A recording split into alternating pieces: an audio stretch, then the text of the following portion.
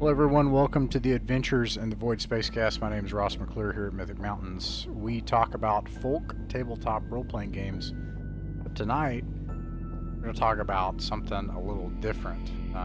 I have learned in the past couple of years that more and more I've learned that the tabletop role-playing game hobby owes much to the wargaming hobby, and that in some ways they have always been inseparable. So tonight, my friend Father Chris is going to introduce me to a war game the first time. Hey, Father Chris, how are you doing? Good evening. Pleasure to be here again. And what is this? What are we about to do? This is Battletech. What is Battletech? Battletech is a game by Jordan Weissman, and I apologize for not knowing the other guy's name as well as I know Jordan Weissman's, but Jordan Weissman is the he is the brainchild. How am I supposed to say this? He's the brain father. The brain father of FASA. Yes, he's the brain father of really? FASA. Yes. Hey, FASA, they wrote a bunch of third-party stuff for Classic Traveler that we in fact used. I did not know that was the case. Yeah. Well, anyways, go on. But... Yeah, so FASA is probably most well known for two things, which is Battletech and Shadowrun. Wow. And we're not talking. Yeah, slightly less well known is Earth Dawn. And Battletech and Shadowrun, of course, are famed franchises of the 90s that continue to this day. And maybe we'll talk about Shadowrun on another day. but Jordan Weissman cooked up Battletech as well. Anyway, can you? I'm sorry. Can you hear the baby in the background? Yeah, but it's not too bad. And hey, let me throw this in too. I just checked, and I knew that we had used deck plans and stuff from FASA. Check this out, FASA. And I'm sorry, I don't know what it stands for, but it says FASA, later to become. This is on Far Future Enterprises, farfuture.net. Of course, Mark Miller's website. FASA, later to become an award-winning and best-selling game publisher in its own right, began its existence as a Traveler licensee. Anyways, they made a ton of... In fact, they actually made... No, I thought maybe they actually made the adventure we did. But, no, anyways. There you go. Go ahead. Yeah, so...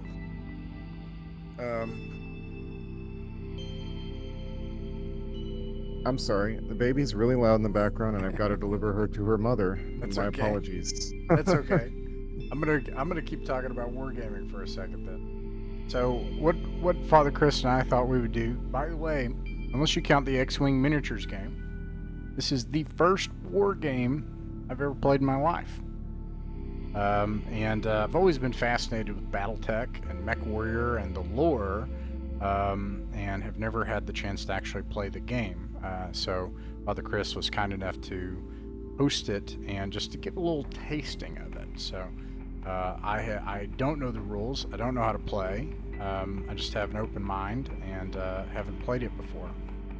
But I have learned, especially in the past year, that I think understanding wargaming helps in understanding gaming in general, especially Dungeons and Dragons, which is at its heart a skirmish game, a war game, and even the modern version of that has not really departed from that.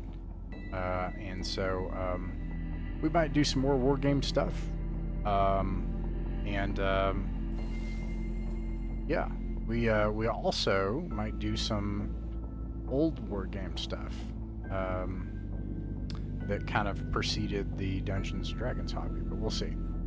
But I have Tabletop Simulator up here, so I'll zoom around as Father Chris explains things. I'll try to zoom to it to take a look at it. And he has set up a kind of little tutorial scenario. And he'll have to kind of explain it step by step, and then we'll chat about it for a little bit. Welcome back.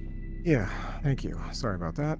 Okay, fine. So we have a newborn who is, about a month old, month and a half, something like that. Okay. So, Battletech. Battletech is a game of war in the far future. About 1,000 years in the future is the general setting for Battletech.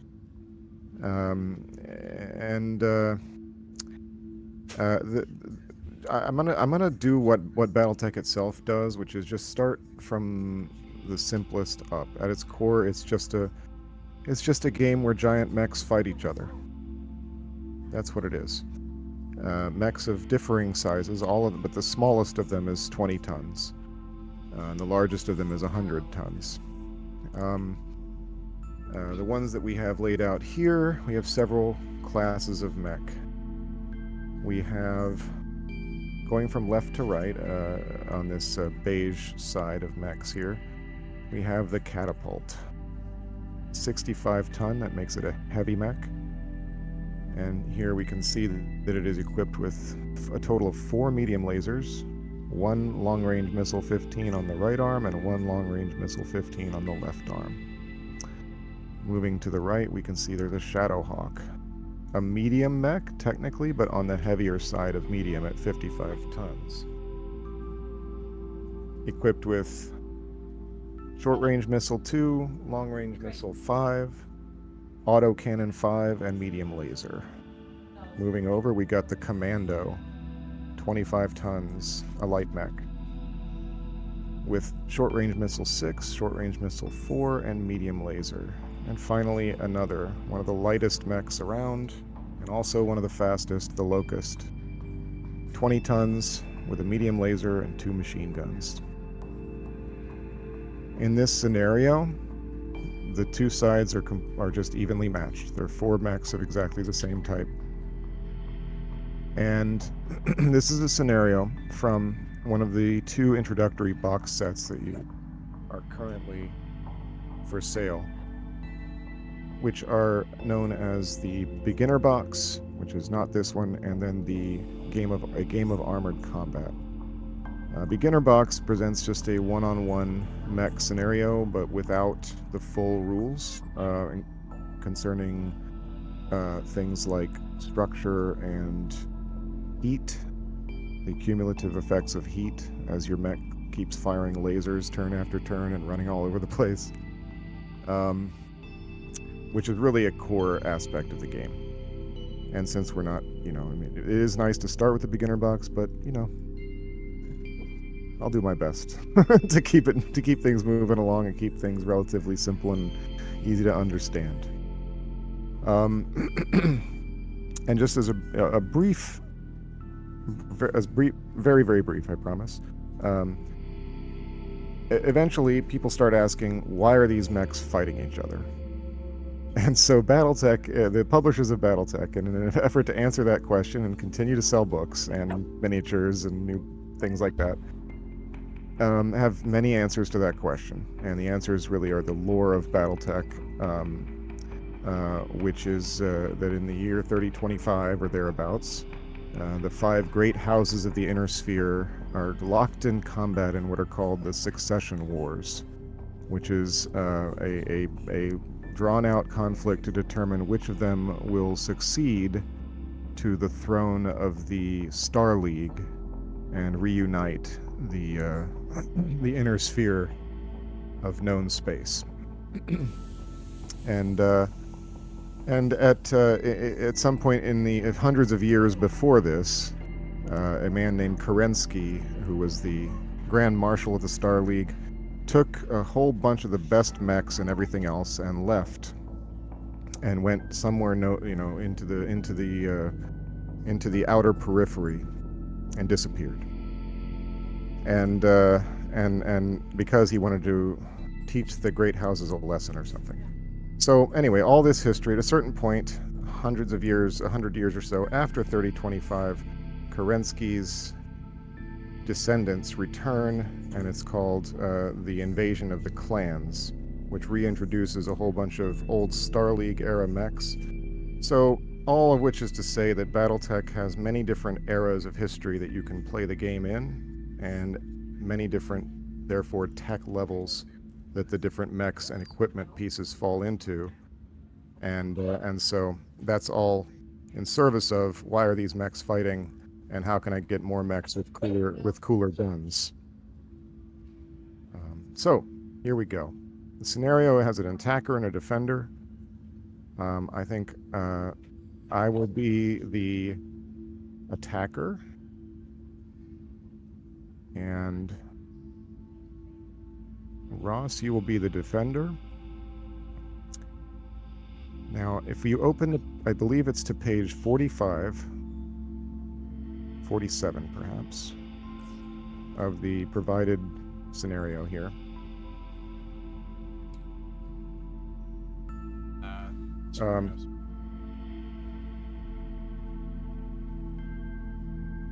You will see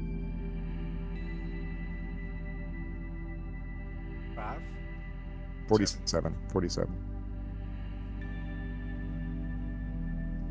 All right, so you'll see the rules which tell you which map sheets to lay out. Somebody very enterprising workshop user of tabletop sim has made the fold-out map sheets that come with the box sets into these beautifully done 3D hex pieces here. But that aligns with the fold-out map sheets that are known as Desert Number 2 and Grassland Number 2. The Defender, when you go to the next page, you see the deployment rules. The Defender chooses one of their battle mechs and places it on any hex along the west edge of the playing area. I'm sort of declaring that the west edge is the green edge. No, sorry, the beige edge, the desert edge. Okay. Yeah. So you will begin by deploying one of your mechs along that edge, and facing matters in this game. So, as does movement. And I'll get to that in a second. It costs you 1 movement point to turn one hex face. And so it's good to plan which direction you think you're going to want to move that mech after combat starts. I don't want to overthink this, so I'm gonna talk out loud here. You just stop me if something makes no sense, right? So I'm gonna I'm gonna talk kind of military terms here. I'm gonna start with my heavy weapon system, the catapult. It sounds like that's my biggest weapon, and I see that there's a fast avenue of approach here.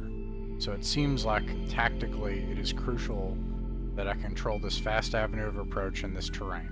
So I'm going to take the catapult. I don't know if it has direct or indirect fire or etc. And the catapult, it has indirect fire. Any mech that has LRMs is capable of indirect fire with the assistance of a spotter. Then that sounds like a good deal. I could take this mech here and... But it has to be along the western edge. Oh, you mean all the way back on, like, here? Is that right? Correct. Yeah. I see. We each now that makes sense. Okay. take turns entering on the edges. For this particular scenario, sometimes there are scenarios where there is like a solid defense assumed, in which case the defender can often just place like in a much wider range of areas. But in this one, we're just encountering each other in the wilderness. I'm totally going to telegraph my goal, which is to control this central southern portion with the road and my terrain. So Now you have to decide how to face that mech. And the way you can change the facings is by hovering your mouse over the miniature and then holding either Q or E to rotate it.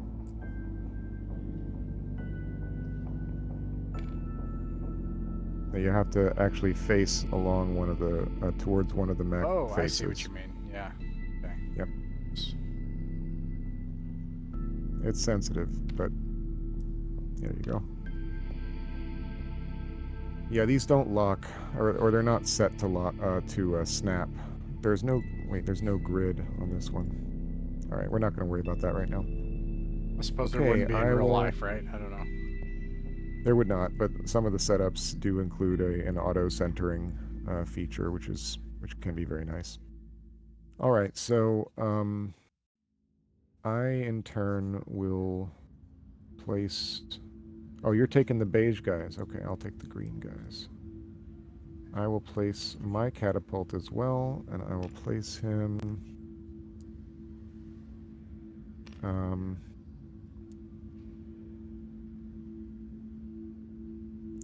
right here.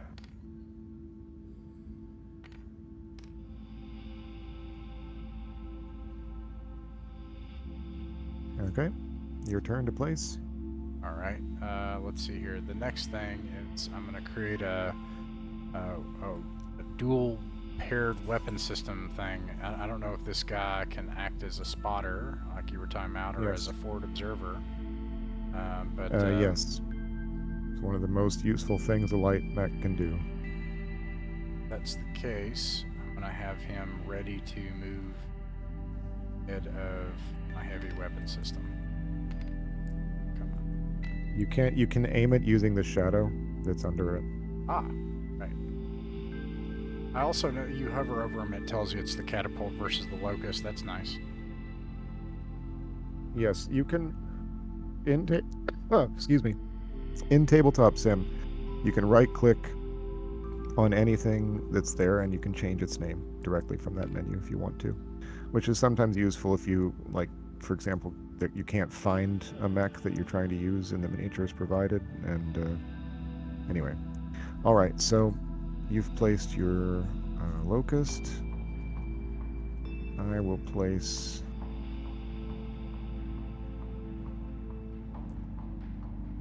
my locust as well, and he will be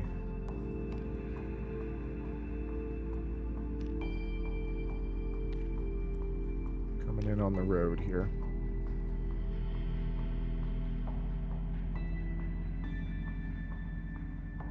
All right. See, the next thing is I will have this next one be the main effort. So I'll take this Shadow Hawk and I will place it on the edge to seize the road. So from...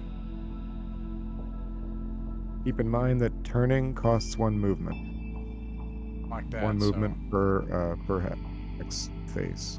So I'll put him up here. I assume it's going to be harder to move through difficult terrain. But I'll take that penalty so that he...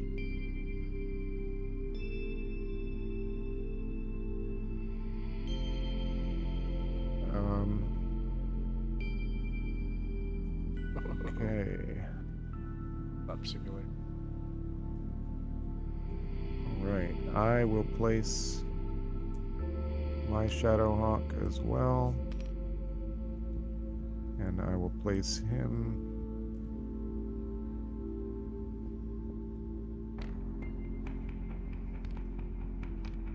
right there. Okay. My last placement is going to be similar.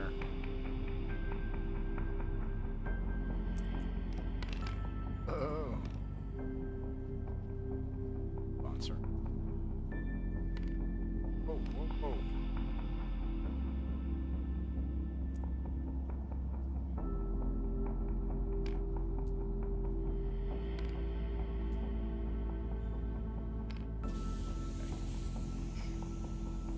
Right?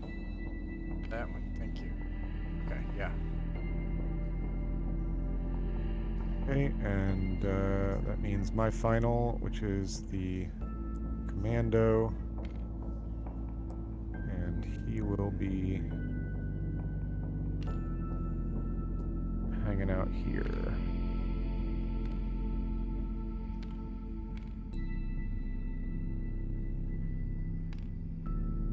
All right. So,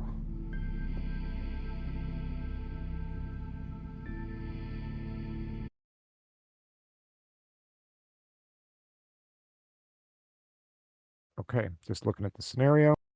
Now, first step is to roll initiative, and we do that by grabbing 2d6.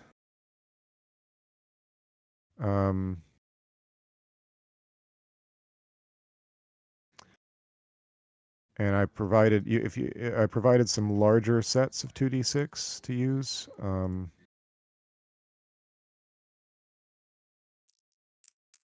And the way you you know how to roll them. You can pick them up. You can just start. That's I'm one way. sorry. Yep, that'll work. Work. Okay. All right. Looks like I won initiative. What that means is, and you can pick up. You can bring the dice together again by shaking your mouse real quick, and it'll just group them together. Nice.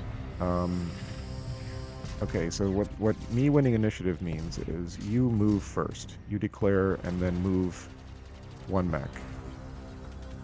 All right. Let's see here. So. And so you declare, first thing you declare is whether you are walking, running, or jumping. Well.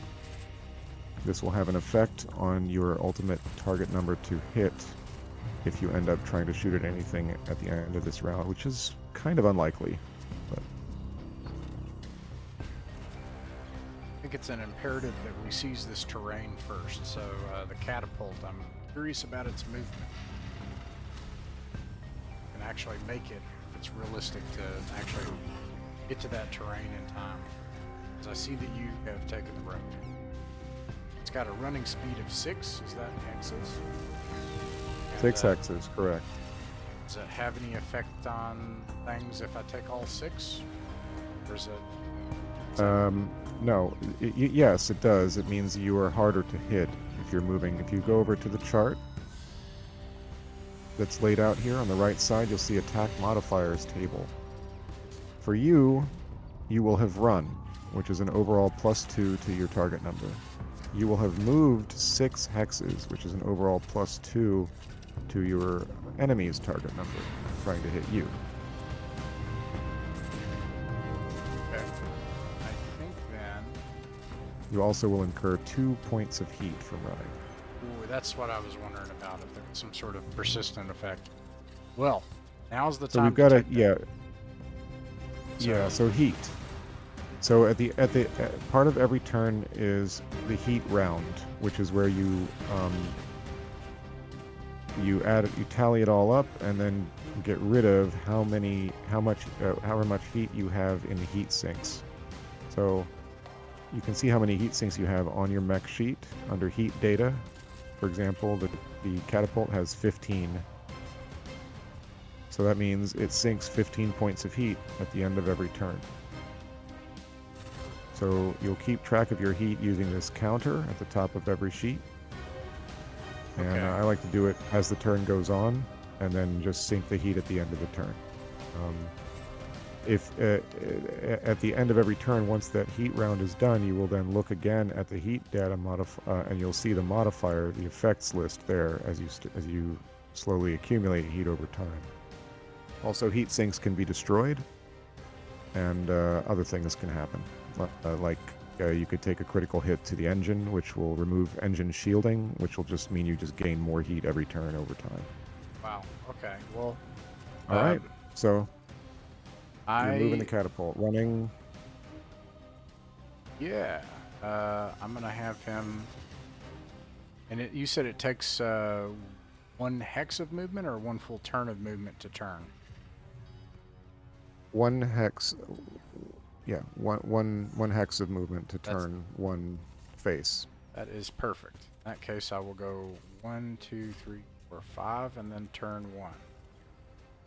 Okay. All right. I will. Now, let's see. I'm going to go back here. You said I generated heat. I need to calculate it. You ran, so you generated 2 heat. So just hit that plus button twice on the counter above your feet. There's a About this. tracker. Go. Dude, okay.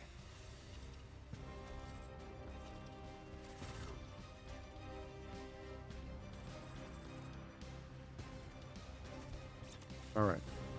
My first move will also be to move the catapult. I'm also going to run. He's going to go 1, 2, 3, because to go up 1 level costs an extra 1 point of movement. Okay. You can also go up 2 levels. It's possible to go up from 1 to 3. It just simply costs 2 extra points of movement to do that. You cannot. You can move backwards. You can move directly backwards. In this game.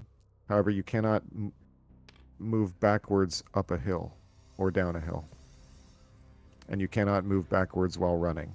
You have to be walking to move backwards. Not go up a hill All right, so, or down a hill. Can't run backwards. right. Correct. All right, so I'm running with the catapult. 1, 2, 3, 4, 5, 6. To the top of that hill. Oh, I think I figured out a better way to move. Simulator, middle mouse button. It's better. Oh, yes. I was trying to do it with WASD. It was a mess. Okay. Ooh. I never revelation. finished the training either. I'm sorry. Okay. All right. Was that your turn? That was my turn. I ran the mech forward just like you. All right. So then we go what, mech by mech, back and forth till initiative again. Yes, correct. Okay. That's the case. Well, then it becomes the declaring fire phase if anybody's within actual range and can do that, which I don't think they will be. All They right. might be. It depends on how far forward we run the small mechs. Let's see, my locust has a running speed of 12. So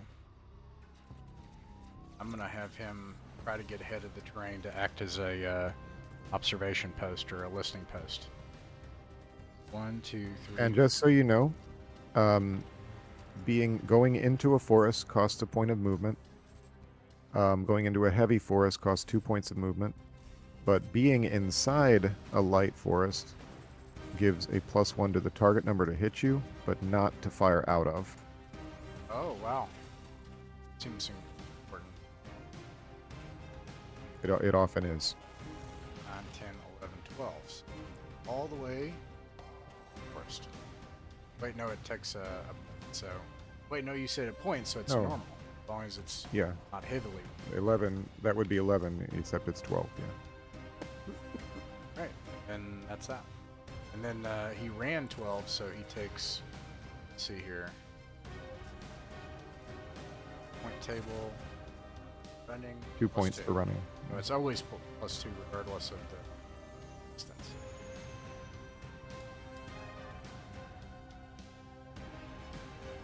Alright, so, alright, you ran your locust.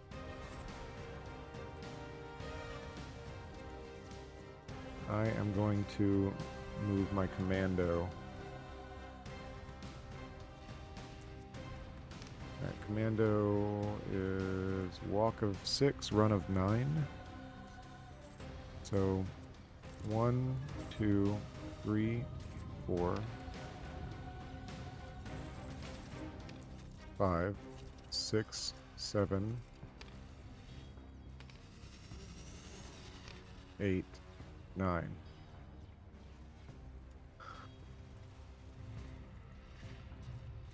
And commando ran.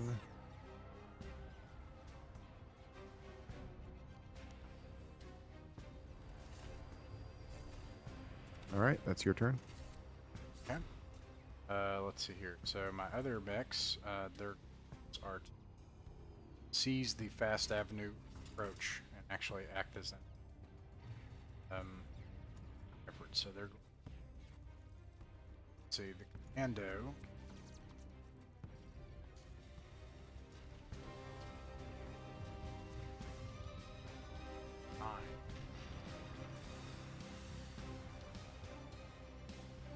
No. 5, 6, 7.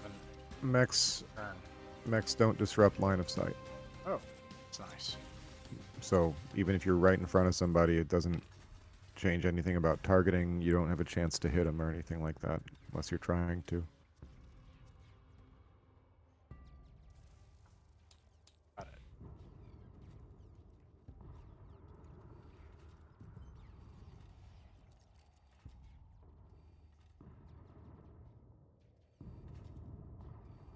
Okay. That leaves the Shadowhawk and the Locust.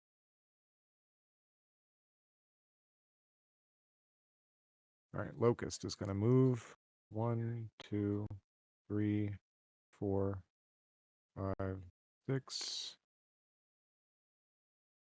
7, 8, 9, 10, 11, 12.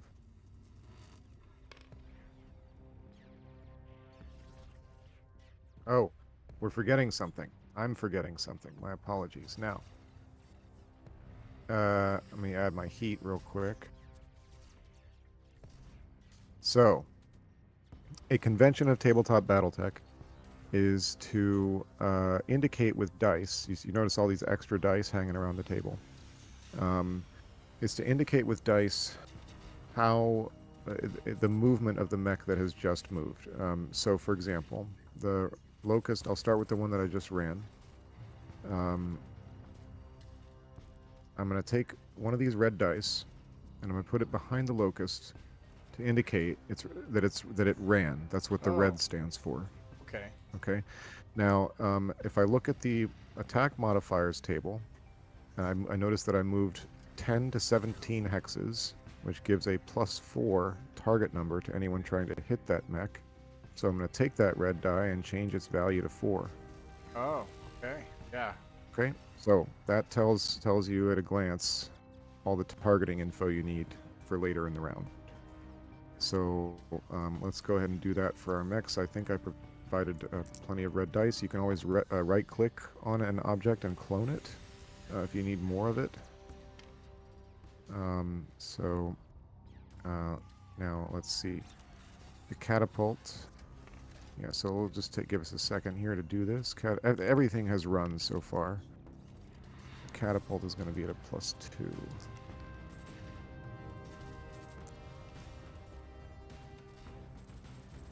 The commando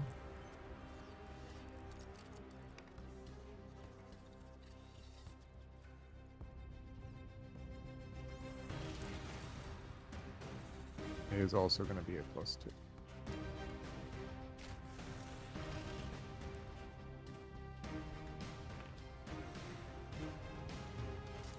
Actually, it's a 7. That's a +3. Now, the number you put behind it is not the number of hexes that it has moved. Oh, the bonus, of course. Sorry, my bad. It's the bonus. Yeah, the plus to the target number. Okay, so let's.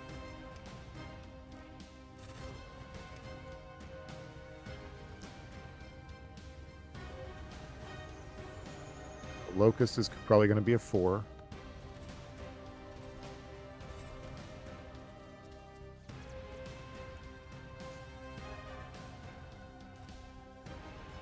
Where's the running?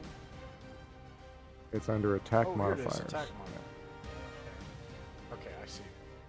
All right, so so let's see. We have one that 2. We have one.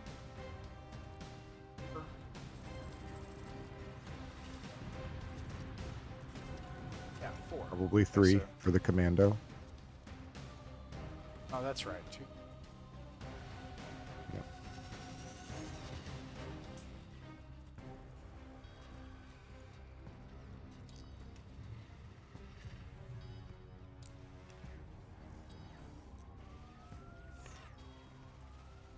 Yeah.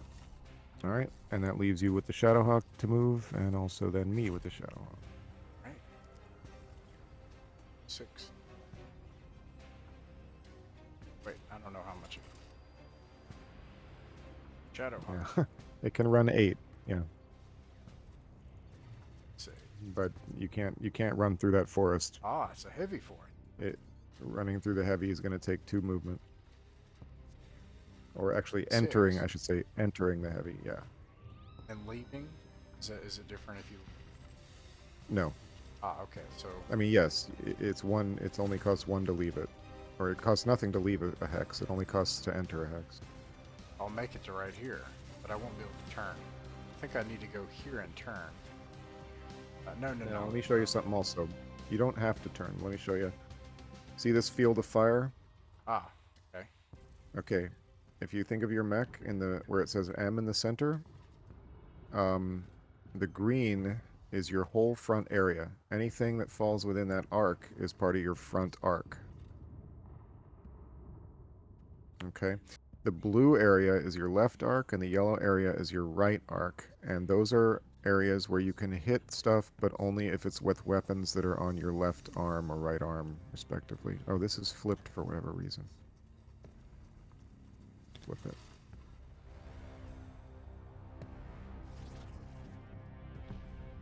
That makes sense? Yeah. And then if you have a rear-facing weapon, yeah. And then you can twist your torso before firing, which turns your mechs facing one hex face to one side or the other. Okay. So 5, 6, 7, 8. So I go right here. It's 2. All right, I'm also gonna run with my Shadowhawk.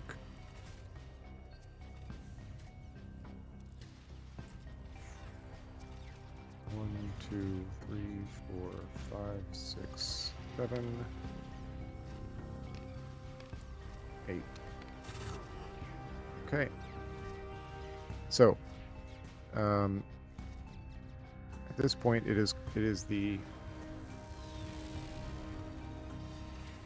declaring fire round. My guess is nobody's in range to even bother trying to hit anything right now.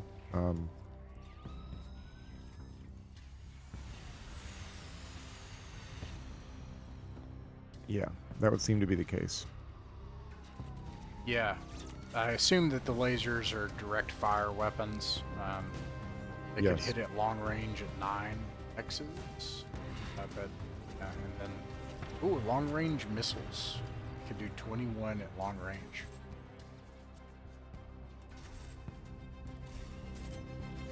But Yeah, so the way that you count range is the basically the smallest number of hexes that you can count between one mech and another, between the attacker and target. okay, this is interesting. I think this. You mean like as the crow flies? It's just. I mean, like you're saying the. Yeah, the smallest number. So let's say from my locust to your locust is 1, 2, 3, 4, 5, 6, 7, 8 hexes. I think it might be. And then you measure a straight line of sight. Now, your locust actually can't even see my locust, and vice versa right now. And the reason is because there are 3 intervening woods hexes between us in our line of sight. Yeah, but I can see your catapult. Yes. But does that locust have any weapon that can hit the catapult? I don't think so. 13, 14. And he spot for the catapult. Locust cannot. The locust can. Yeah, your locust can spot my catapult, but the question is, can your LRMs hit my catapult? Yeah, The it's range is it would be in the long range. It looks like 21. a, yeah. I think it's 16. I think I counted, so it'd be a long range. I don't know. Um, and wondering also how many I have. No, it's 21. It's you count the range not from the spotter to the mech, but from the shooter to the mech. Okay. It is 21. It's at the very edge of long range. Wow. I'm also wondering how much heat that creates. You can see the heat next to the heat for the LRM 15s is 5 apiece. 5, fascinating. And then Yeah, I and have also you ran. and I have a heat sink per round, right? That I can use 15, but I'll run out of heat sinks after a while. Is that right? No, no, you don't run out of them. They can be destroyed. Oh, right. Okay. I think I'm gonna fire. Okay. So, that's okay. So that's all. That's declaring fire. So you are declaring both LRM 15s from your catapult to mine with your locust as the spotter. Correct? Yes. All right. Now I do not have my commando has line of sight on your catapult.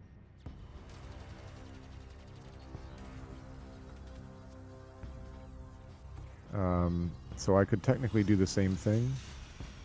However,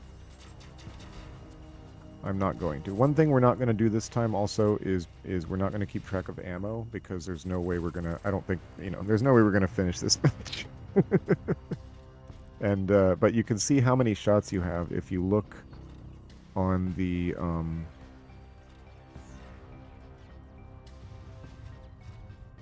on your critical hit table, these particular sheets,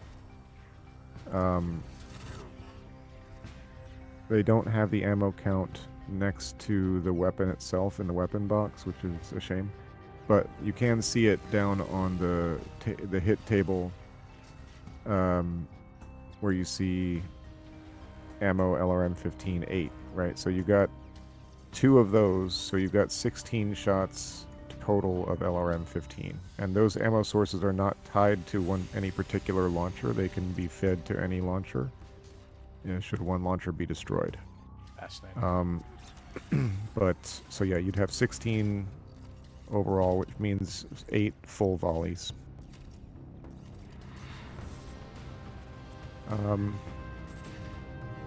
mean, maybe no, it doesn't matter. Okay, even 8 turns. So you can already see. But anyway, okay, so that's your declare. So you declare that. I'm going to declare, just for fun, I'll declare the same and just see how it works out. I think there's some other things that we have options for, like you said. I think let's see, the commando has, no, the commando's not possible. And then Shadow There's Hawk nothing is, else. Yeah, okay, sorry. I mean, you could do it. I guess the Shadowhawk has an LRM 5 or something, right? Yeah, but I have no line of sight that. Unless. Well, you can use the same. For anything? Yes. Oh. Yes. Okay. So that same locust can be the spotter for both Shadowhawk and Catapult. Yeah, and the commando could spot for the Shadowhawk. All right. The locust can spot for both if you wanted to hit the catapult with both. Or you're trying to hit the commando with the Shadowhawk. Okay. That's gonna be a harder hit. Well, it's gonna be a harder target number. Yeah, it sounds like it's not a good plan, but generally speaking, anything can spot for anything. Is that right?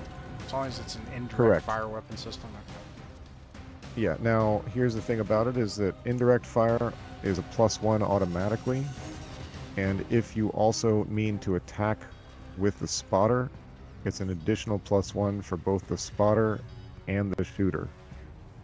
So this game will stack +1s up on you quickly, and then it'll make it like it'll make you want to be efficient with your movement and your, where you park your mech and where you face it, and you want to set yourself up for as many good shots in a row as possible before you have to move again, because you've been still for too long in one place, which is always a huge risk. All right, so you're declaring Shadowhawk LRM at the commando. No. Yeah, that doesn't seem like a good... Okay, then is the Shadowhawk going to also shoot at the catapult, or just not shoot? Let's see. It's at a +3 automatically, right? And then Shadowhawk, on Shadowhawk... +3 automatically for what? Because it's indirect fire using a spotter. No, +2 then. Is that right? Oh, no, it's a +1 for indirect fire. The only way that you get that additional 2, or that additional, would if the spotter was also shooting. Well, Which he's not. Let's do it. Let's generate some heat and fire some missiles. All right. Oh yeah, so let's count up the heat too while we're doing it. And I'll do that on mine. 2 LRM 5s, or 15s rather, is going to mean 10 heat total. And my Shadowhawk will do the same thing because... Oh, I need another red die.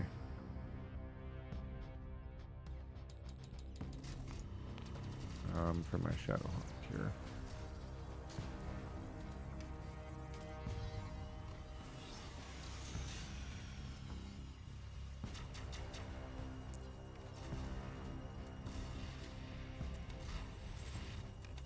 Okay. My Shadowhawk's going to do the same. Fire at your catapult. And what's your... Are you not... Probably not any more shooting, I'm guessing? Yeah, just those 2. Okay. It says that... All right, in that case... Per weapon, page 70. Oh, here it is. Is it HT is heat? Yes. So 10 so each. 5 per... No, 5 each. In total. Except, right. Yeah. Shadowhawk, LRM... Shadowhawk should only be at 4 total. Yeah. And actually, I don't know if it only has 1. SRM is 9. So, he actually only has 1. He's got a only short-range missile and a long-range missile. Correct. But the LRM generates 2 heat. So he ran, plus he's shooting the LRM, so he should be at 4 total. I was thinking he could fire twice at it. Okay, so we've declared our shooting, and now we do the shooting. All shooting happens simultaneously, so even if something gets destroyed,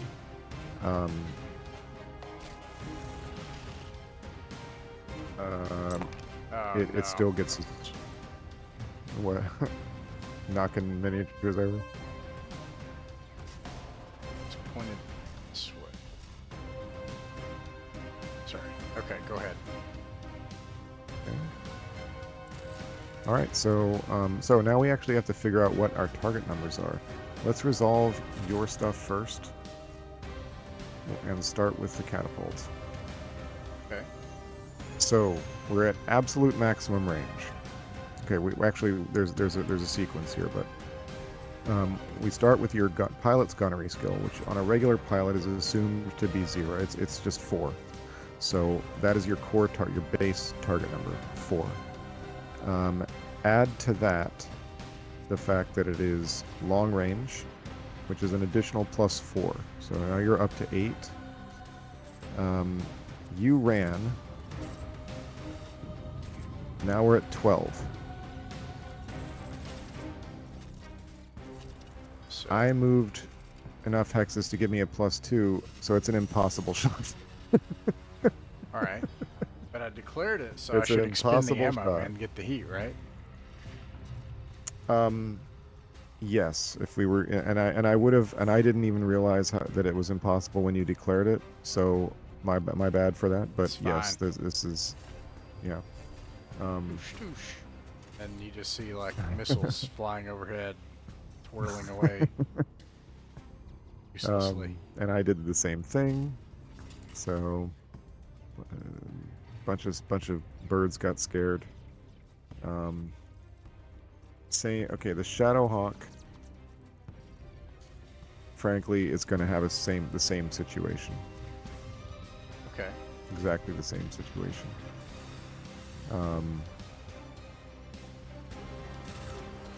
Okay, so, all right, we both blew a bunch of missiles, and we roll initiative again. All right. Well, actually, no. We do heat. We sink our heat, which all of us should be fine. I don't think anybody accumulated any heat. So you can just set it to 0. Because all of the heat sinks on all of the mechs are enough to handle it for now. Yep.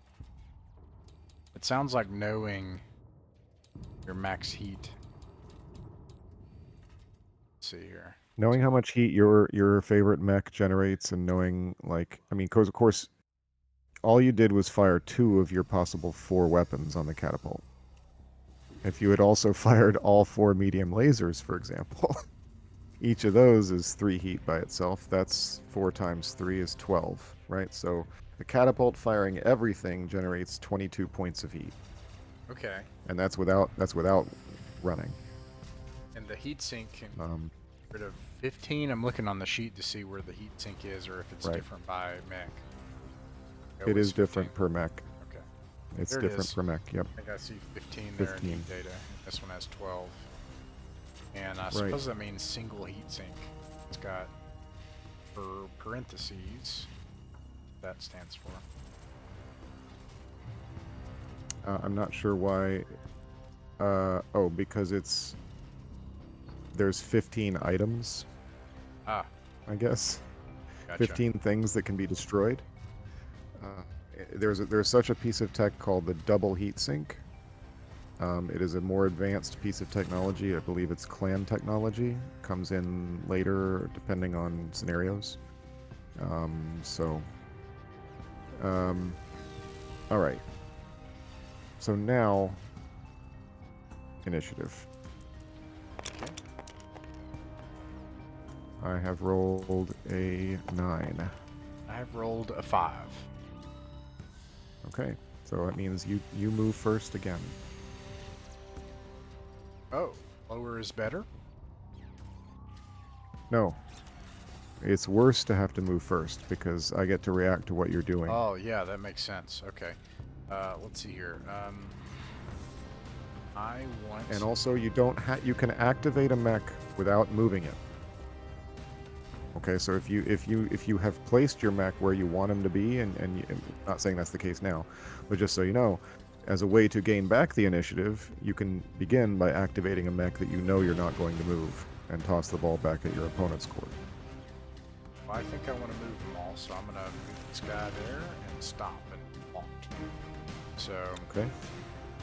Walking is a white die, and you have, by moving 1 hex, you have given me no target movement modifier. And so that means the convention for that is to set your die to a 6. Your white die to a 6 and put it behind.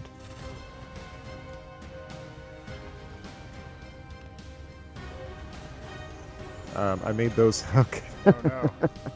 No. I made those. Those are the bigger rolling dice. There are smaller white dice on the other side of the table.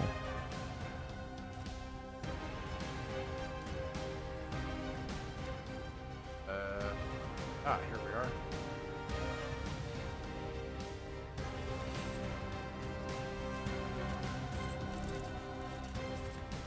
Let's go ahead and...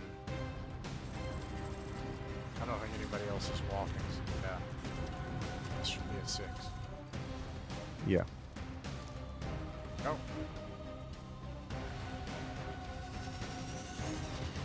All right. I am going to...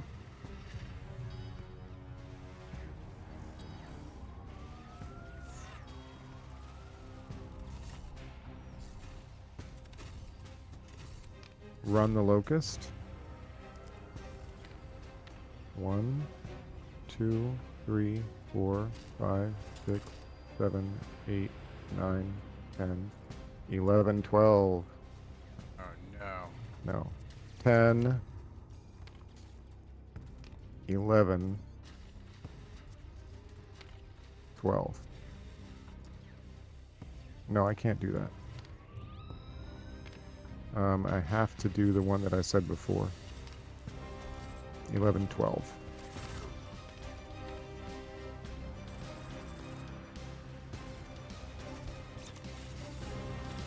Okay, let me get my...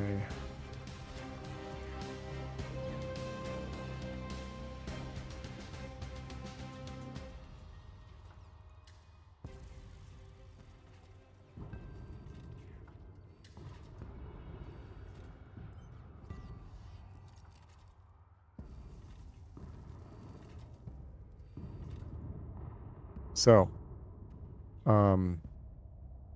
while Ross thinks about his move there, No, I can. I will. Sorry, I didn't know. Yeah, I can move. Oh, I should have said your turn or something. My apologies. I'm But a rookie, so let's see here. for people who, Go ahead though.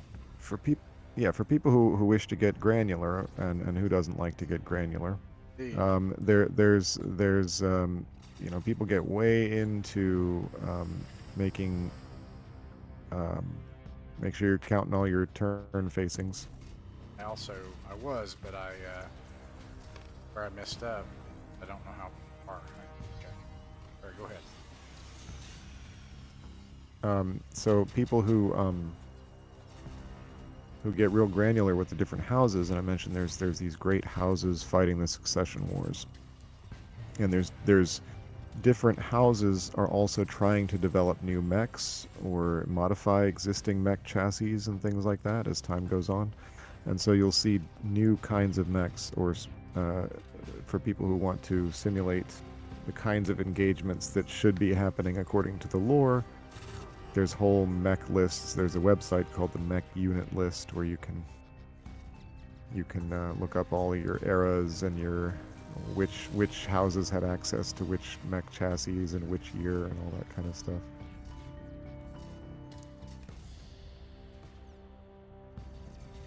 Double checking. And you moved 7.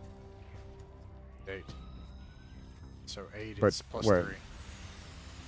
You can't move 8 if you're standing in Is that heavy? in the woods. My bad.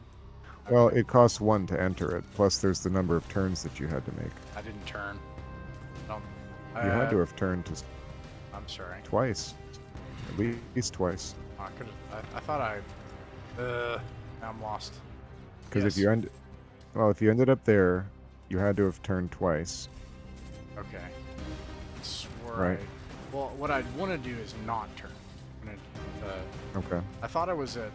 Because I knew I got here and I was at a disadvantage because I'm outside of my field firing arcs. Let's see. 1, 2, 3. 1. That's what it was. I didn't turn. I went up here and then 1, 2, 3, 4, 5, 6. 1, 2, 1, 2, 3, 4, 5, 6, 7, 8. 7, 8 will have you in the woods right. like that. Yeah, that's what I want. Okay. So that's moving 6, which leaves you at a +2. Okay, interesting. Because a turn, even though it takes the movement, doesn't generate the heat. That's. No, it generates the heat. Oh. Okay. The die is not for the heat. The die is for the target movement modifier, and it's you spent 8 points of movement, but you only moved 6 hexes. Right. Okay. Interesting. And so it's the number of hexes that actually contributes to your movement modifier. Gotcha.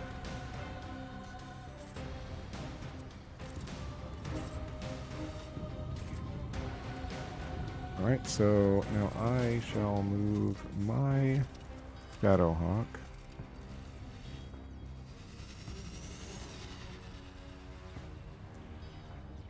One, 2, 3, 4, 5,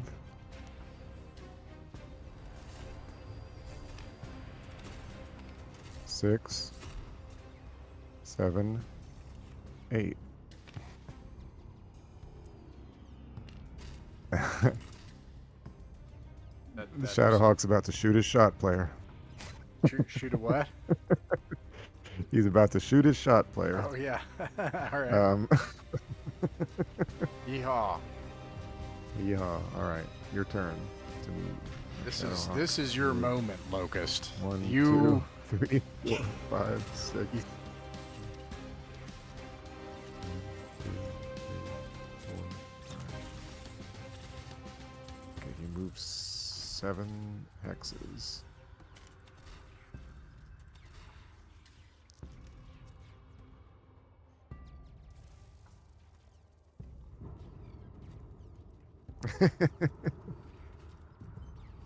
Is the locust gonna run? Well, I already moved Or him. is he going? You moved. Oh, yeah, that's right. You did. That's right. That's why the Shadowhawk did what he did. I was going to ask rough terrain. What's Yes, rough terrain. There is a terrain chart here, I think.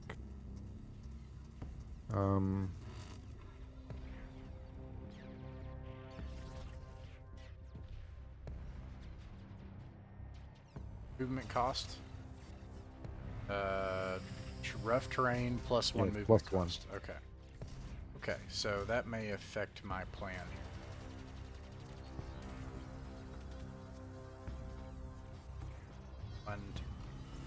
And he could do a total of 6. 2, 4, 5, 6. So he's not going to be able to do what I want. So he's going to have to.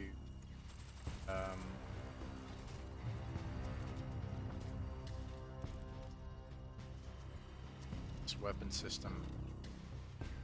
Fine. 5. Wait, I think it's fine. It's not a bad spot for an indirect firing system unit. I'm just, because I'm OCD about this stuff, I'm just gonna Thank you. gonna No, I rotate you a little appreciate more. it. All right. Fellow ran as well, so I messed that up. That is. All right. So you moved 5 total, right? Oh, thank you. Yes.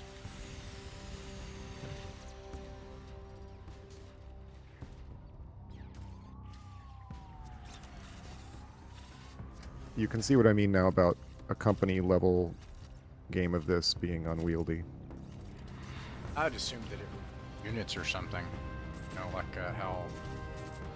Well, that's what Battle Force does, and that's what the Battle Force rules are. But then, like the Alpha Strike that grew out of that is that even more sort of streamlined and.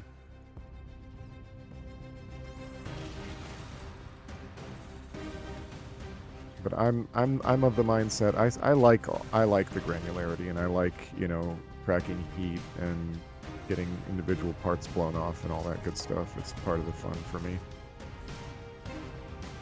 All right, so okay, you moved your catapults, leaving me with my catapult, who will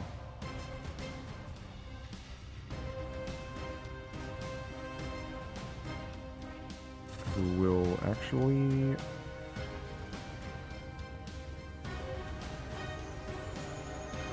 what's his walk? What's the catapult's walk? 4.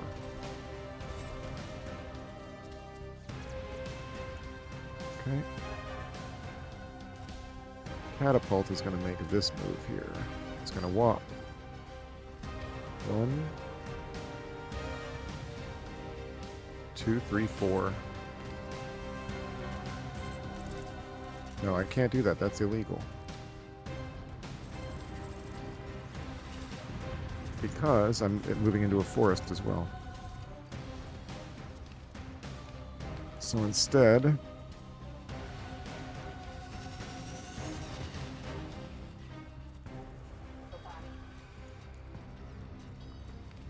one, 2, 3, 4.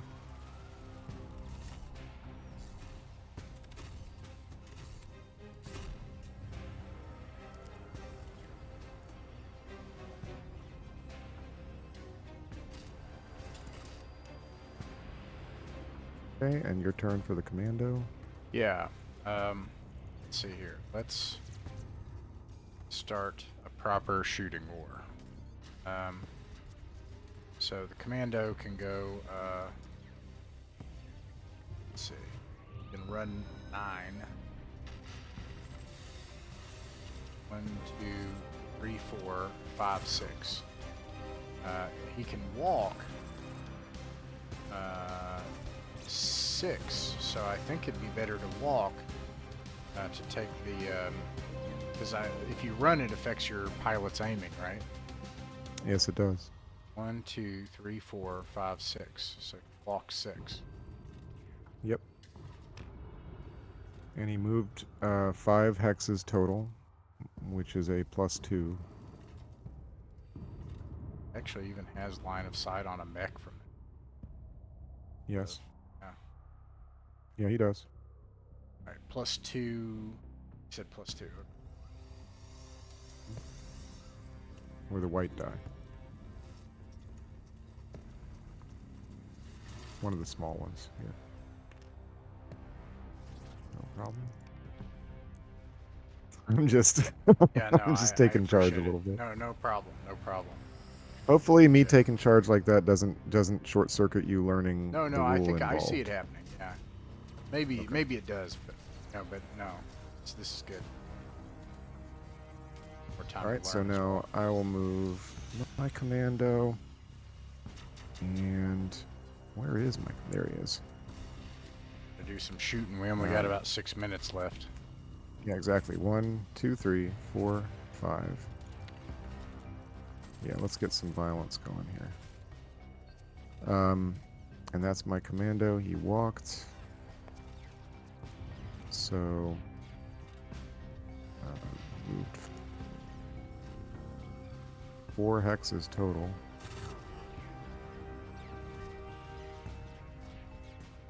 I think that's just a +1. Yep, just a +1. Kind of an easy target out there. Just how we like it. All right, so now it's declaring time, and because I won initiative, you also begin the weapon declarations. Okay. And you can see your ranges all set out there for you and everything. And keep in mind, if you want somebody to spot, and he also wants to shoot, it'll be harder. Oh, a spotter trying to shoot affects their shooting? Yes. Okay.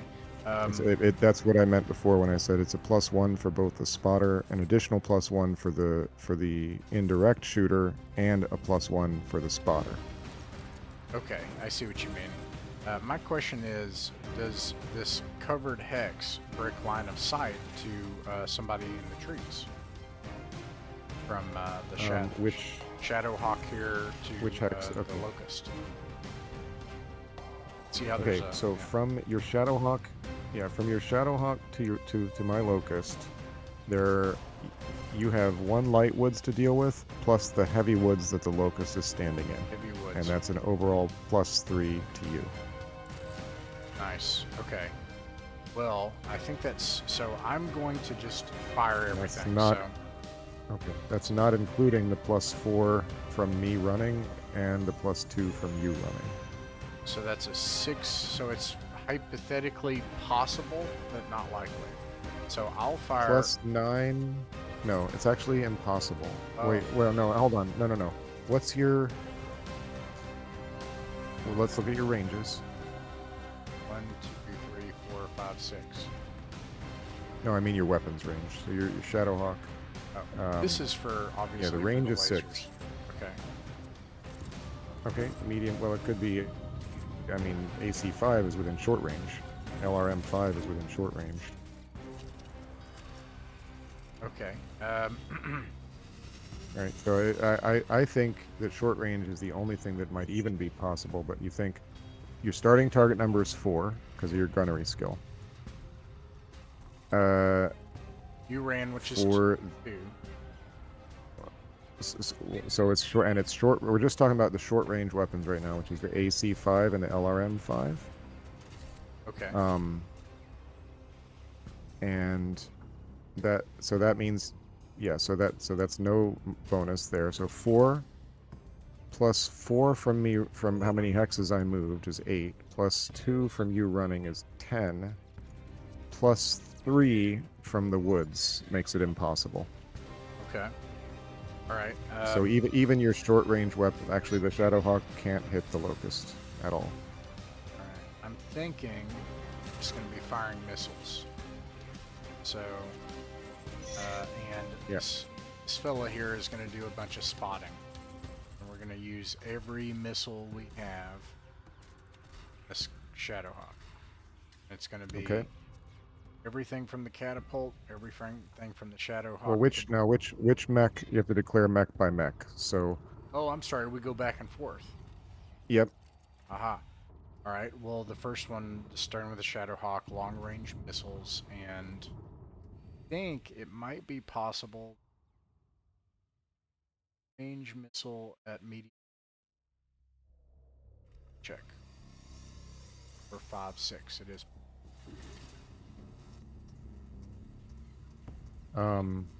6.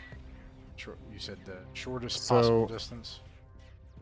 So yes. Now here's the problem. Your Shadowhawk cannot see my Shadowhawk. Yeah.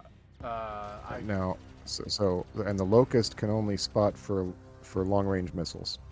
Ah. Okay. So. Long-range missiles. Right. I mean, basically, he can't. Right. So if you don't have line of sight, you can't use direct fire weapons on the target. And so short-range missiles are like those, see, I'm imagining Mech Warrior, right, in my mind. Like I know the video game, I don't know the tabletop. And the short range, I guess, are those cluster, like when you're getting close or something. Yeah. They all they all fire in clusters. But yeah, the short range just don't arc. Yeah. So. It's like this is like a TOW or a Hellfire. A missile at the long range goes up and probably and then fires straight down or something. And there's something. I mean, the BattleTech lore is similar to Dune in that there's sort of assumed that in some ways technology has either stalled or regressed when it comes to, especially when it comes to like computer targeting systems and stuff like that. Yeah. All right. So unfortunately, Shadowhawk can shoot LRMs at Shadowhawk. All right, that's declaration 1. My Shadowhawk is going to shoot your locust with everything. And that's my declaration 1. Okay. My second one would be the locust firing at the Shadowhawk with everything with the observer penalty. Okay. My commando is going to shoot all his stuff is the same range. So he's going to shoot your commando with everything. Right, my commando does the same. Okay. And then my catapult will shoot your Shadowhawk.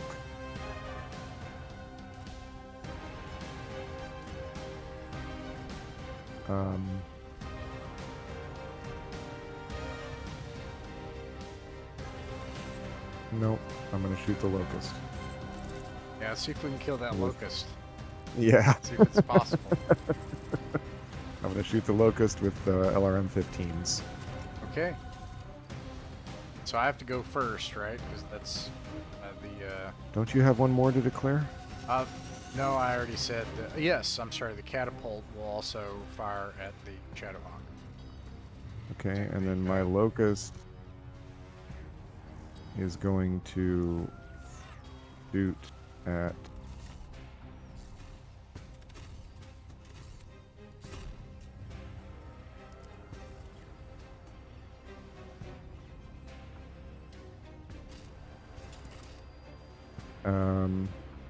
Nothing. Locust is not going to shoot at anything. All right. All right, here we go. So I think All right, it here we go. starts with. I forgot now. I think it starts with Doesn't matter. Shadowhawk. Yeah, whichever. We can just Firing. go down the line. Here we go. I don't know the bonuses yet. I'll So, figure that okay, out. well, let's find out. Let's find out what the bonuses are. All right, who's shooting first? So the Shadowhawk, Shadowhawk? long-range missiles at the Shadowhawk. So Okay, that is short range. So you're at your base of 4. You've got the spotting of the locust, who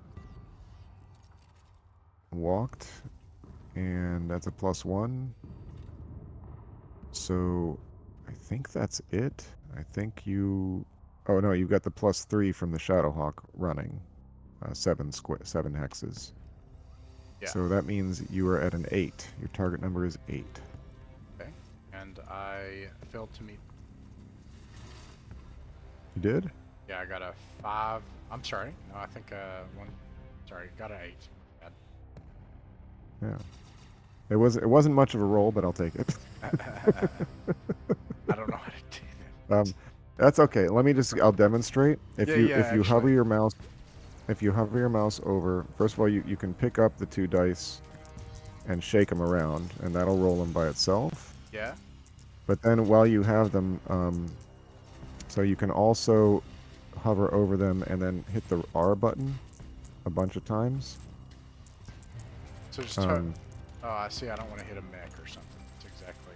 yeah, All right, that's so, okay. Sorry about that. But anyway, so that's I'm gonna try that. So I'm gonna bring them together and I'm gonna press R. you have to let go first before you press R, Oh, okay. Let and go. then you want to hit it like a few times. Okay. It's gonna mess up. Okay, now I get it. Yeah. Yeah, I kind of like to do a mix of both because sometimes just the R, like it'll roll them, but only along one axis. Oh, okay. So it doesn't feel quite right to me to do that all the time. But there's a couple different methods. All right. So anyway, All right. So let's yeah. see. So you needed an 8. Missile. You got an 8. Yeah, you got an 8. So you hit. So the next thing that happens is you roll on the cluster table. So roll 2d6 again. Let's see, hitting them. I'm gonna start them.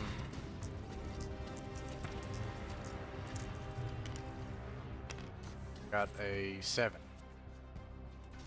All right. The weapon size is 5. That means a 7 results in 3 hits. Okay. And they are 1 damage per hit. Now roll on location table. 2d6 again. Okay.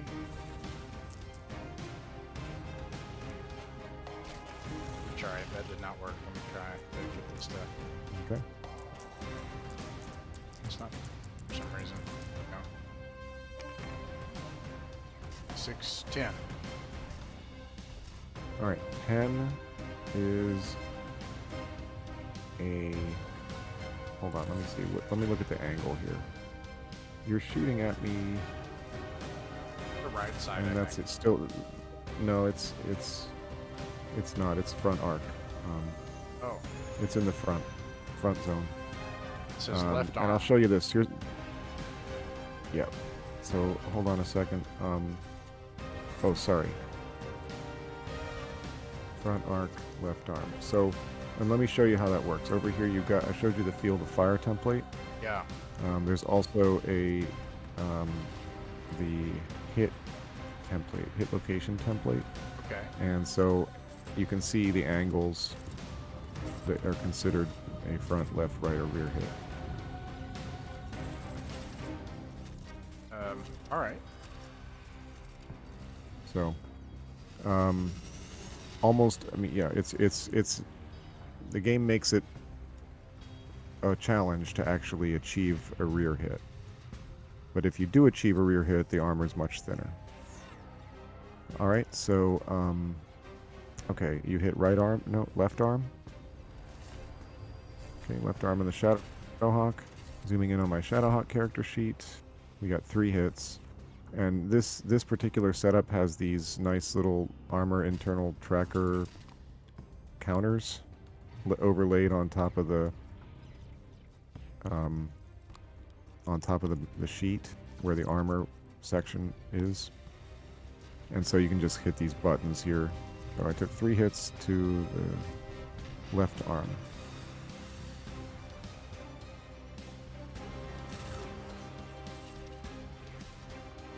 Alright, so it's 3 damage there. Where did you modify the sheet? Oh, I'm sorry, I modified yours. Oh, okay. Sorry. That's fine. Nope, so just wanted yeah, to see it. over on, yeah, here we go. Nice. Oh, cool. Okay. Oh, wrong, that was the torso. Alright, left arm. That's 16 total, and modifiers. 8, yeah. So those aren't modifiers, that's just if you wanted to increase it in chunks of 5. Okay. Yeah. Sometimes you When might you hit take a 16? really... no, you lose... That means all the armor is stripped off and you begin applying internal damage, and also every time you take an internal hit, there is a chance of a critical hit. Okay. And a critical hit can destroy equipment that's on that arm, or it can cause ammunition explosions, all sorts of bad stuff. We're coming up on time pretty soon. I would be interested. Yeah. I know it just bends the rules. I want to see if you can kill the locust.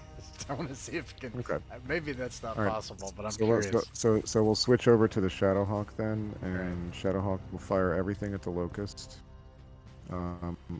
My target number now, I ran, so it's everything is short range. This much I know. Let me just double check. Shadowhawk, yeah, SRM, even the SRMs are at short range here. LRM is actually within minimum range, so I will not be firing that, probably. The AC5 is right at minimum range, and medium laser. If you shoot something that's within minimum range, it's an additional +1 for each hex within the range, within that minimum. So it can obviously be a really bad idea. Okay, so that makes... Let's see, 4, 5 for the light woods, 6, 7 for me running. And my target number is 7 for the SRMs, the AC5, and the medium laser.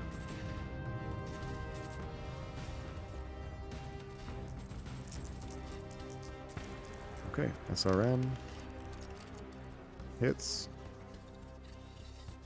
Okay, SRM is merely an SRM2.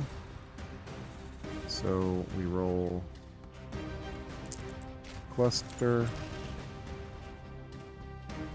The result was 8, which means that both missiles hit.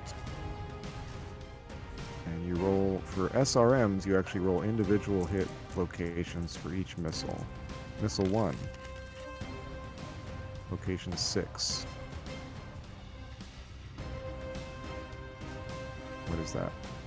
Location 6, and you were firing from what side?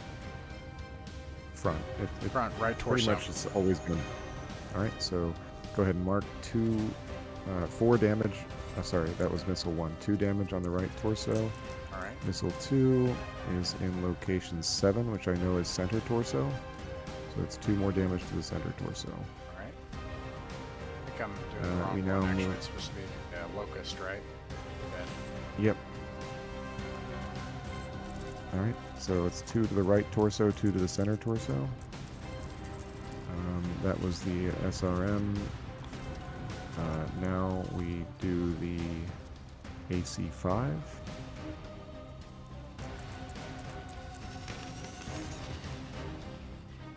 4 misses.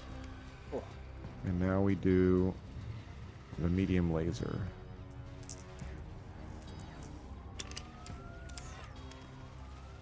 Also a miss. Lucky you. Oh. Alright, and just to try to destroy the locust, I'll now fire my catapult at it. Alright. and we'll see how it goes. LRM 15s are within medium range.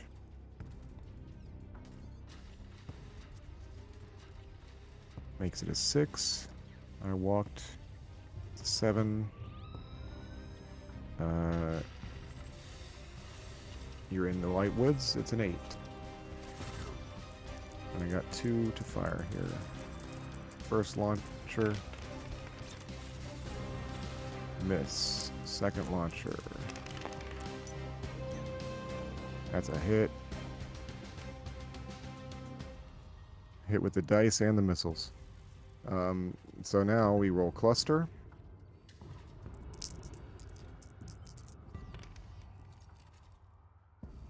Are you going to accept that roll, or should I re-roll it? No, go for it. Yeah, no, I'm just curious right All right, now. that's a center torso hit. All right. No, sorry, no, that's the cluster roll, not the location roll. The cluster roll on a 7 for 15 is 9 hits. Nice. That's 9 damage because LRMs are 1 damage apiece. And the location, I gotta stop doing that, is 5. And that is right leg.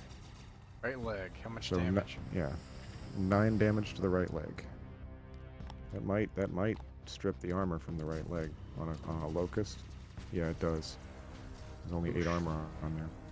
So that means that strips off the armor, and you take 1 box. Basically, the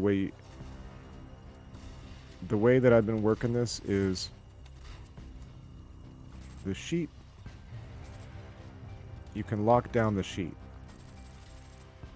which I just did.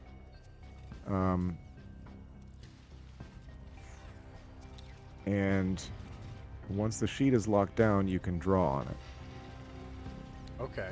So if you can take your drawing tool and mark off one of the 3 circles on the right leg. Yep.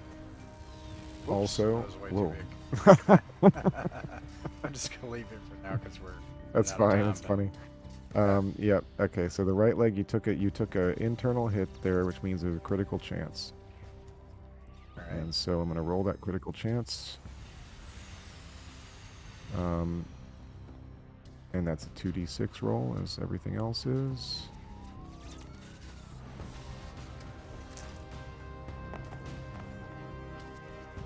Seven. I believe that's no critical. Yeah, 2 through 7 is no critical. Bummer. If you had got a critical, you'd roll a 6, right, to see if it's like the hip, the foot actuator, etc. Yeah, per location, there's yeah. Then you roll on the critical hit table. All right. And yeah, and that starts. That's gonna. The book had not this book. I think maybe it does. I can't remember. With the beginner box and the Game of Armored Combat, each of those introduces like a new set of the core rules to learn. And, So, you know, oh yeah. I'm thinking let me think. This is the weight. I'm looking at this little locust here. The weight of about Blackhawk, a M1 Abrams tank, a big chonky boy, is 90 tons. This thing has to carry a fusion reactor, right? Which means it's probably kind of small. Maybe the size, you know. I can see this tank, like if I drew it here. I'll make this smaller. Yeah. Be a line? It's so big though. You can make it smaller. I don't know. A tank, I'm guessing. Oh, yeah. That's not what I'm. It's gracious. Be under its feet here, maybe like that. And Yeah. so here, you know, it's 20 tons, and it took that much punishment.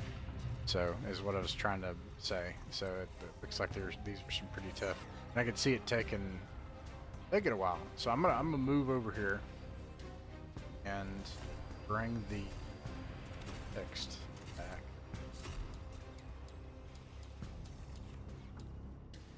Let's do this. There we go. Change back to it's calm.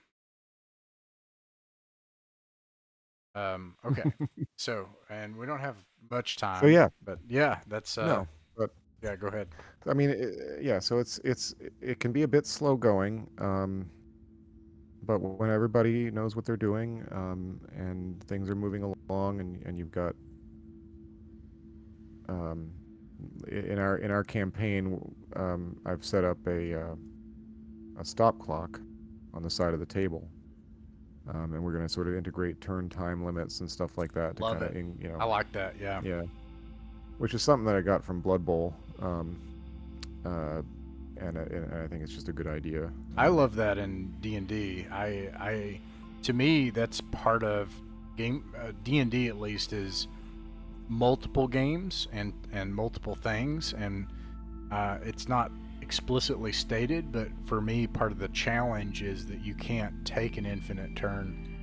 You have to be able to make a tactical decision under pressure, which is very tense. And that would be fun in this game to be, and if you're a mech warrior, if you're piloting this mech, I mean, it'd be like that. You need to be able to make decisions Yeah, and think ahead and you'll see everything. And if you look at these character sheets, and you bring up a point, because we wanted to spend a couple of minutes, talking about what all BattleTech is beyond this, but you'll see there's a warrior data box for each of these sheets here, and it doesn't have much on it. It's got a space for a name, a gunnery skill, and a piloting skill, and how many hits he's taken, and whether or not he's conscious or dead. These are the only things that matter in a core game of BattleTech. But there is also another expansion of BattleTech called, in its current iteration, A Time of War, which is the role-playing game. And there are conversion rules for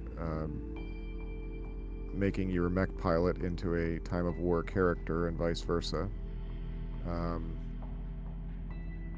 And there's another RPG which I have no experience with called Mech Warrior Destiny, which is from what I have understood, it's sort of the story game-ish version of a BattleTech RPG. Right. And A Time of War is not that. It is as granular and insane as any of the greatest 90s RPGs that some of us may remember and love. And so, I have to say, and I don't know if all of this, this is the indie podcast, it's folk RPGs and stuff, and BattleTech is certainly not in that category. And yet, probably its biggest competitor is probably Warhammer, in terms of like its core gamer. It's a tabletop game. It uses miniatures. It's about a time in the far future where there is only war, etc. But one of the things that I've come to really admire, almost I'm in awe of, as I've been diving back into BattleTech, is that the rules system, the core game itself, has never changed. The mechs, they've added more mechs, they've added more eras, they've added more rules, but they haven't changed what you're allowed to play at an official table. Very much unlike what Games Workshop has been up to in recent, really, Right. I guess all throughout. I'm not a Warhammer guy myself, but it's astounding to me. It's been through the hands now of, I think, 4 different publishers. BattleTech has it and FanPro. Basically, FASA fell apart, and was, I don't know if it fell apart, but it was bought by Microsoft way back in like 2004, maybe something like that, or earlier even. And it for a while it was when it was first in the hands of Microsoft, it just sort of completely slipped. They published, it became a game company, a video game company, and they published a couple of things which were not bad, like Crimson Skies, if anybody Oh remembers yeah, that from the Xbox. That was a good game. I really yeah, enjoyed that yeah. It game, was a good game. and um, uh, but they didn't do any of their IPs except for one. They made a horrible Shadow game that they called Shadowrun, which was like a matchmaking FPS game that had nothing to do with Shadowrun, and it was terrible.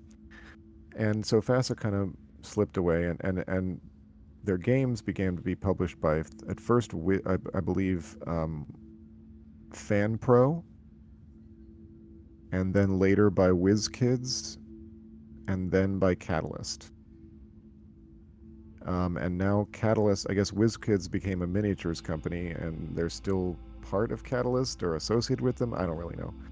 But now it's Catalyst. But through all of these different publishers, and I don't know if this is just a Jordan Wiseman thing or something about how the license works, but the rules don't change. What they do is they just republish the rules in updated formats or reorganized as they have added more rules and they've consolidated them in different forms in these different books, which in my opinion is how you ought to do it. If you're going to keep publishing the same game, you got to sell books, you got to make money, that's understood. But what they've done is they've made more rules that are fun and just keep publishing those same rules, and they just make more mechs, and to me it doesn't feel skeezy, you know what I mean? It Right. doesn't feel, it just is like they figured out a way to keep I, making books I that won't people go want to buy. into it, but I know there are plenty of critics that will disagree, but Yeah, for other reasons about other yeah, things. But I see what you mean, that hey, we own this property. We're going to convey this thing that people have loved for decades. And who can say that really about any company? Certainly the owner of Dungeons and Dragons, no. Um, and yeah, that's true of a lot of games, and yeah, that's true of Warhammer. yeah. So So well, and so what I've got going with my group of friends online and with my son, we bought a bunch of paints. We're gonna get into starting to paint the miniatures, because he's just turned 11, and that's about the perfect age, I think, to get into a game like this. It's good for because they're in an 11-year-old's mind, all that arithmetic is absolutely fresh. It's at the top of their mind. yeah, That's not like us where we have to like fumble around for a while, or me. I don't know. I'm not a maybe not you, but he picks it up super quick. So we're running campaigns, and I picked up a book called Campaign Operations, which is one of their expansion rule sets, and it adds rules for multiple ways to run a campaign. You can do a map-based campaign where you have it on a hex map that's a larger scale, or you can have it on a more abstracted map that's more Eurogamey, if you will, that has like nodes on it and places that need capturing and victory points that need accumulating. And there's rule sets in that campaign operations book to cover, I think, about 3 or 4 different ways of running a campaign, a larger scale campaign, wherein you might you roll a pair of dice and you end up with a randomly assigned starting stack of sea bills with which you construct your mercenary company, and then you just see what your group wants to do. It's quite a deep lake to dive into, but at the same time, one could buy the beginner box and a game of Armored Combat and have enough gameplay to last for the rest of your life if you never felt like diving any deeper and just playing a fun board game about mechs punching each other. Which it is at the end of the day. I mean, once you get the rules under your belt and everything, and you start to get your favorite mech, like my son's favorite mech is called the Vindicator, um, and then you get into the different classes. There are no assault mechs on this battlefield, for example. We've got 2 light mechs, a medium, and a heavy, but we haven't delved into the assault mechs yet, which are range up to 100 tons and stomp around the battlefield at a max speed of 3. and that's Yeah. their running speed. Um, and then when you have the map-based campaign, you have these different interesting possibilities, like the possibility of a light lance running into a heavy lance. And the game actually has a rule set for how to determine what kind of scenario will unfold if those two types of lances meet, which generates for the GM, for whoever, which could be one of the players, it could be a completely neutral judge, but somebody has to have the job of actually putting the map together and deciding which map sheets to use for the fight and all that kind of stuff. And so the book actually has suggestions and different tables that you can use to semi-randomly generate the scenario that makes sense depending on the kind of lances that are meeting on the map and stuff like that. So it gets deep. It gets deep. Yeah. Okay, well, we're just about out of time, but I did want to ask one question before we go. Does that make any sense at all? Mechs? Like, No. no. This is one of the beauties. This is one of the beauties of Battletech. When I've been describing it to some young folks that I know, I'll say, because a few of them have seen the Dune movies, and I'll say it's Dune minus the sandworms and the drugs, and replace them with giant mechs, and that's it. So it's the MacGuffin. For whatever reason, about 6 centuries ago in Battletech lore, giant mechs became simultaneously, pinnacle of weapons technology, the new knighthood, like fighter pilots used to be. A lot of the cockpits of the mechs and the designs of where the mech cockpit sits are actually based on like World War II era and Korean War era cockpits and stuff like that. If you look at the external design of the catapult, actually, for example, if you zoom in on that, or you look at the Locust, that's like an Apache cockpit. Sorry, I was lagging a little And bit. Yeah, yeah, it's great.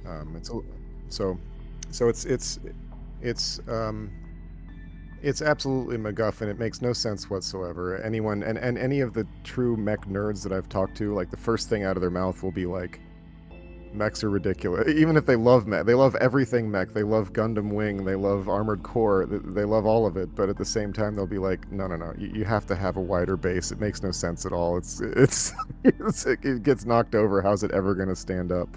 A tank is the only thing that makes sense, of course. As you pointed out, what did you say? An Abrams, Wade? 90 tons. An Abrams is 90 tons, so Yeah. that's an assault mech